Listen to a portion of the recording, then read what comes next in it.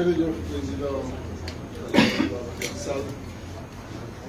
di nuyu encore une fois journaliste yi toog yëpp et comme le président l'a dit tout à l'heure di nuyu di rendre hommage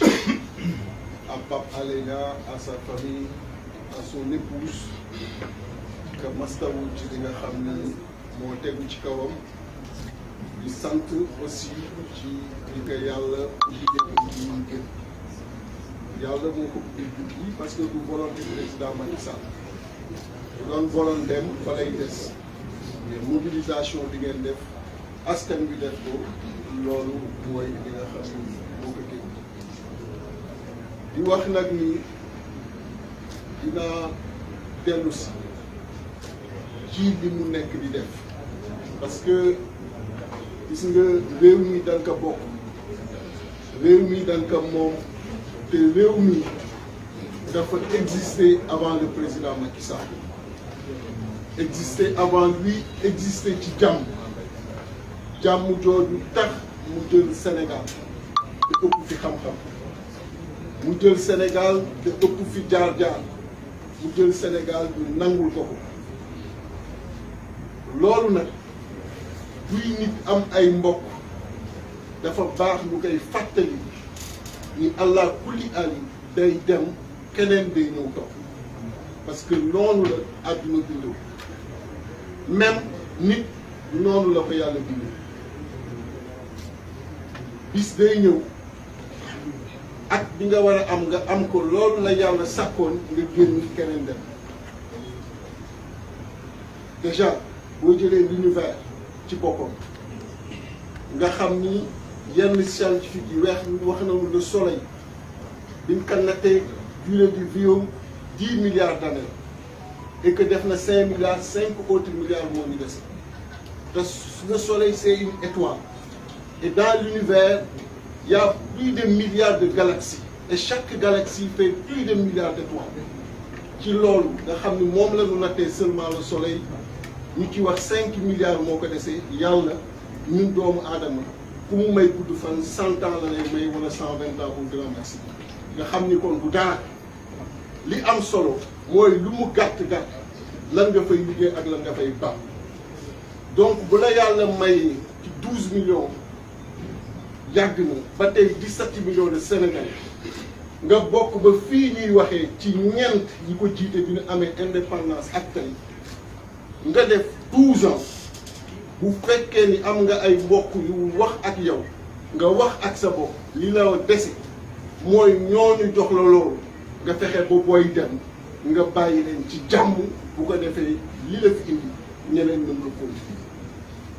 mais ku xool xam ni kii nekku ci yoon président Macky Sall bi mu toogee la commencé di liggéey deuxième mandat bi mu amee deuxième mandat la commencé di liggéeyal troisième mandat bi mu toogee la engagé le combat contre le PDS essayer décapiter le PDS parce qu'il préparait un deuxième mandat écarter le président Karim Meïssa Wade bi mu jàllee ci loolu engagé le combat contre Taxawu Sénégal essayer de décapiter Taxawu Sénégal xool nu mu écarter Khalifa Ababacar Sall mu paree ci loolu am 2019 son deuxième mandat ñu naa commencé waat le même exercice naa fexe nu ma tàmbalee décapiter le Pastef engagé loolu naa xool nu ma tàmbalee décapiter le PUR bu paree loolu ci ban parti la jëm gis nga il se pense intelligent on peut le lui concéder mais il doit également savoir qu'il n'a pas en face de lui des fous. On est autant ou plus intelligent que lui. Lu mu yëkkati na xam ni xam nañu lu tax mu yëkkati ko ak fu mu jëm te kar bi war daan ko ca kar parce que mënul continuer di penser qu'il y a dans ce Sénégal deux droits. Le droit que lui il décide qui n'est ci benn train nekkul ci benn support juridique mais un droit lié à sa volonté du jour à la volonté de ses ambitions droit boobu mooy décider xool kan la koy appliquer nu mu koy appliquer nan la ci sanctionner positivement nan la ci sanctionner négativement et un autre droit qui est là pour tous les autres Sénégalais parce que boo xoolee noonu lay demee pourquoi moo wax loolu mais aujourd'hui au moment où je vous parle il a arrêté 2 députés qui sont en session 2 députés yi nga xam ni tey suba war nañ leen xaar biir Assemblée nationale ñu war a mën a voter motion de censure mais yéen ñëpp toog fii ku xamul règlement intérieur du Sénégal amul ku xamul constitution bi amul Sénégalais fu mu mën a ne ci biir réew mi ak fu niveau jàngam toll xam nañu député du da nga koy arrêté nu mu la neexee xam nañu député du da nga koy jël emprisonné ko nu mu la neexee député dafa am immunité parlementaire président Macky Sall dafa am immunité mais pourquoi se permet-il de prendre 2 députés yi nga xam ni dañoo dem répondre à la DIC par respect à ce corps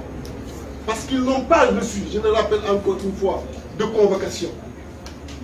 mais parce que ce sont des honorables dès lors qu'ils ont senti qu'il y a un mandat d'amener avec les responsables en responsable ils sont partis répondre à la DIC dem dugg biir DIC le minimum mooy au moins que ce corps lui restitue leur restitue ñoom it li nga xam ni moom la droit bi wax ci ñoom mooy leur immunité permettre leen que avant ñuy engager quoi que ce soit au moins que ñu adresser au niveau de l'Assemblée nationale ce qu'ils n'ont pas fait et xam ngeen ni depuis démb ñoo ngi foofu j'ai été victime de cela ici devant le siège génn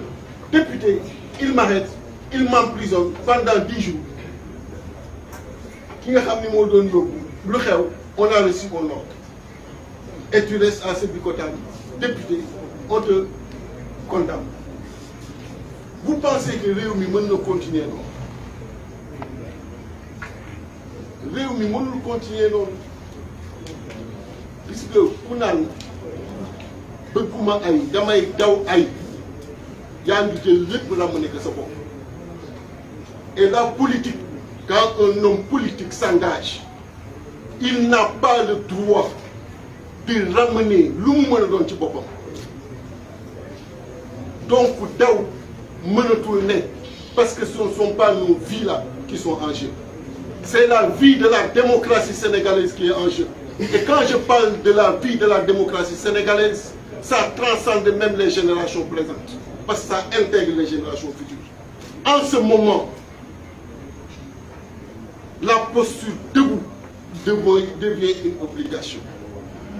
obligation pour chaque Sénégalaise et pour chaque Sénégalais parce que dafa am li nga xam ne moo ñu tënk muy suñu constitution suñu ay loi ak suñu ay règlement et constitution boobu moo tax tey ñu naan que président de la République Macky Sall moo tax mu jël suñu avion dem fële au niveau des États-Unis yegg fa la première phrase qu'il sort da ngeen am que mu def tey journaux yi mooy même ngir piétiner le droit parce qu'il dit que le 3e mandat c'est clair aujourd'hui que ce n'est plus une question de droit comment le 3e mandat ne peut plus être une question de droit c'est ce qu'il a dit et vous l'avez relevé un président de la République qui extirpe du champ du droit le 3e mandat ça veut dire que donc c'est sa volonté mais monsieur le président le 3e mandat n'est pas votre volonté parce que le premier n'a pas été votre volonté encore moins le 2e et le 3e ne sera pas votre volonté ce sera la volonté du peuple sénégalais et le peuple sénégalais a déjà dit non au 3e mandat vous ne le ferez pas moi je ne parle pas de 3e candidature 3e mandat il ne le fera pas et il le sait mais il l'extirpe aujourd'hui du champ du droit c'est ce qu'il a dit droit rek moo tax muy daw ci VDN bi ma wàcc sa moto xaar cortège am daw droit mooy tax mu daw ci autoroute bi xalif le xalif général ñu xaarloo ko mu jàpp 3 la tax léegi mu ni 3e mandat bi ci 3 il faut qu'il arrête alors qu'il est encore temps. On a du respect pour lui tant qu'il a du respect pour nous. Tant qu'il a du respect pour ce qui nous réunit. Mais il montre qu'il n'en a pas. Et ce droit-là dit que ces 2 députés ne peuvent pas aujourd'hui être en garde à vue. Ils ne peuvent pas aller en prison. Il n'a pas le droit de les retenir. Donc, ne les guenez. Nous sommes des gens très responsables. Ici, tout le monde. Et c'est dans le communiqué de Yewwi Askan. On a dit qu'on condamne la violence dans toutes ses formes. Madame Maïmouna Bousso bi muy wax moom la tàmbali. Mais gis nga Sénégal ku fayu la ñu xam mais xamuñ ku dóore. Lépp loo gis am na lu ko indi. Mais il faut pas que mu utiliser prétexte boobu pour ñëw ñu day décapiter nos partis. Parce que c'est le même mécanisme entre 2012 et 2019 qu'il est en train d'emprunter entre 2019 et 2024. Il ne décapitera aucun parti ici dans l'opposition. Parce que ce qu'il oublie, moi, entre-temps, l'opposition est devenue un bloc. Un très grand bloc, soudé. Koo laal jàppale laal nga keneen kenn du toog di xaar mu laal koo laal rek jàppale laal nga keneen. Donc il libère ces 2 députés. Ensuite, comment il pense être plus intelligent que nous réunis? Pensant que s'il retient ces 2 députés parce qu'il y a demain une motion de censure pour que oui, ñooñu bañ a participer ci vote même bu ñu dugalee ay procuration doo xam lu ci président de l'Assemblée bi ci def pour dire finalement la motion de censure n'est pas passée parce qu'il y a tant qui ont voté tant contre. Mais où est-ce qu'il pense qu'il se trouve? Wax ci da ciy gàtt mooy l'opposition est prête et ne peut plus laisser continuer ces forfaitures. Ces forfaitures qui veulent que progressivement ils engagent lu mu tegul fenn contre ay citoyens sénégalais yi nga xam ni amuñu benn tort lu dul wax li ñu xalaat wax ni ko xalaatee. Na libéré Massata Samb, na libéré Mamadou Niang, ce sont des députés et bu fekkee dëgg moo war a tax waxloo ku ne xam nga ni téye leen du dëgg et ku deful dëgg yaa ngi def leneen te ku waxul ci dëgg yaa ngi protéger leneen te ku ñu xam-xam ni dëgg rek la ñuy wax. Donc le droit dit que ces 2 députés ne doivent pas être engagés. Le droit dit que ces 2 députés ne doivent pas aller en prison tant que leur immunité parlementaire n'est pas levée. Avant ñu engager quelque autre procédure pour xam lan moo ci amagul ci amul. Et nous leur exprimons tout notre soutien. Et nous restons plus que jamais debout.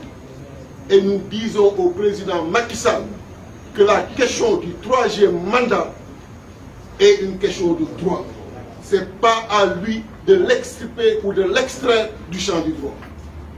Dem ba États-Unis dafa wax loolu kooku këri